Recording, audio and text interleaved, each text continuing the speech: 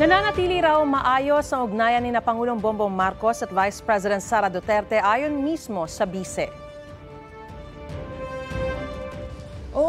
We have no problem with each other.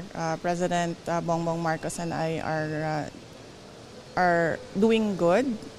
We are okay in terms of our relationship, both personal and working relationship. Ayon pa kay Vice President Duterte, hindi pa niya nakakausap ang kanyang amang si dating Pangulong Rodrigo Duterte at kapatid niya si Davao City Mayor Sebastian Duterte tungkol sa mga pahayag nila laban kay Pangulong Marcos.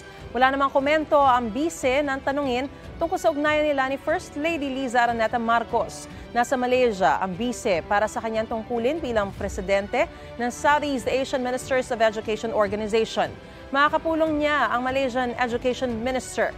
May courtesy call din siya sa Malaysian Deputy Prime Minister. Mga kapuso, para una ka sa mga balita, mag-subscribe sa GMA Integrated News sa YouTube. Sa mga kapuso abroad, subaybayan niyo po kami sa GMA Pinoy TV at sa www.gmanews.tv.